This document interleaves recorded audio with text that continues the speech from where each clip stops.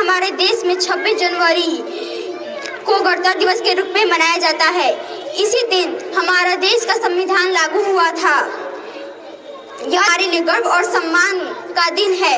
Doctor Bhimrao Ambedkar को हमारे संविधान का जनक कहा जाता है। Discipline, respect and responsibility. Freedom does not mean doing anything with leaders like late Dr. B.R. Ambedkar. Our constitutions protects our rights. The Constitution reminds us of our duties as fellow citizens and gives us our fundamental rights. It is the backbone of our country. On this day we remember our great leaders like Dr. Bhimrao Ambedkar, who gave us a great constitution for his hard work. आनंद राहिला असेल असं नाहीये, सगळे माझा कुठलाही हेतू नव्हता, कुठलाही माझा तसा हेतू नव्हता आणि त्याच्यामध्ये फक्त मी घोषणा दिल्या, भारत माता की जय, वंदे मातरम, शिवाजी महाराज की जय, बरोबर आहे. पण तसं काही असेल तर आनंदाने झालं असेल. त्यामुळे माझा त्यामागे कुठे काही मुद्दाम नाव टावळण्याचा वगैरे. मला मीडियाशी घेणं नाही. मॅडम मला सस्पेंड केलं, मी मारूचे गाड्या उपसील, मी माती काम करीन, पण बाबासाहेबांची ओळख पुसू देणार नाही. मला सस्पेंड करायचं करू शकता मॅडम. बाबासाहेबाला संपवायचं काम करायचं नाही. 26 जानेवारी 15 ऑगस्ट मध्ये मी नाही मानत, पण लोकशाही मॅडम तुम्ही सुद्धा संविधानामुळे आहात. पालकमंत्री सुद्धा पालकमंत्री संविधानामुळे आहे.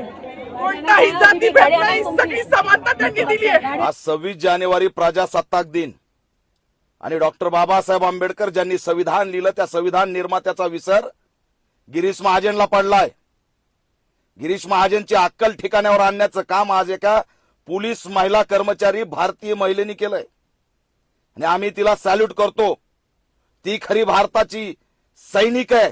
तिला सहन झालं नाही की डॉक्टर बाबासाहेब आंबेडकरांनी संविधान लिहिलं आणि नाशिकचा पालकमंत्री बाबासाहेबांना विसरतो, बाबासाहेबांचं नाव घेतच नाही, ज्यांचं काही योगदान नाही त्या महापुरुषांचं नाव आणि डॉक्टर बाबासाहेब आंबेडकरांचं नाव जाणीवपूर्वक टाळलं.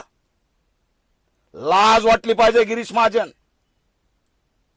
आणि जर डॉक्टर बाबासाहेब आंबेडकरांचा विसर पडला असेल तर लक्षात आणून द्यायला गिरीश महाजन काही वेळ लागणार नाही. लक्षात ठेवा, काही तासात जर माफी मागितली नाही तर राज्यभर ऑल इंडिया पॅंथर सेना या मुद्द्याला घेऊन रान पेटवल्याशिवाय राहणार नाही. लक्षात ठेवा.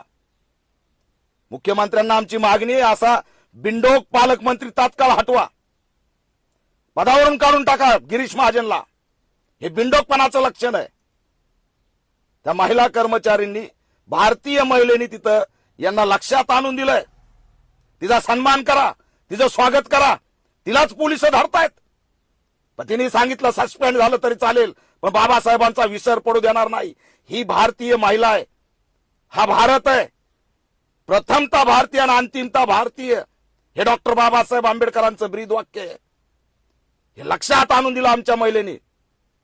आणि गिरीश महाजन सारखे टवाळखोर, डॉक्टर बाबासाहेब आंबेडकरांचा जर विसर पडला असेल ना गिरीश महाजन, जळगाव नाशिक मधून तुम्हाला सुद्धा जनतेच्या डोक्यातून काढायला वेळ लागणार नाही. आजपर्यंत आम्ही सिरियस घेतलेलं नाही, पण बाबासाहेबांबद्दल जर ही भावना तुमची असेल तर तुम्हाला सिरियस घ्यायला वेळ लागणार नाही.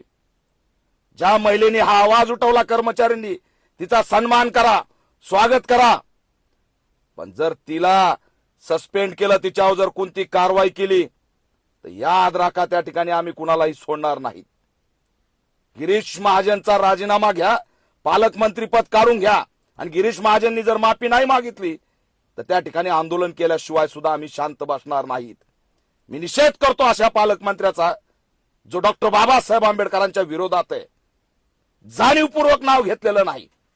ही भाजपाची विचारसरणी, ही आरएसएसची विचारसरणी आहे. हा मनुवाद आहे की बाबासाहेबांना नाकारलं जातंय प्रजासत्ताक दिना दिवशी. याचा आम्ही निषेध करतो आणि गिरीश महाजननी तात्काळ माफी मागावी अशी ऑल इंडिया पॅंथर सेना मागणी करते.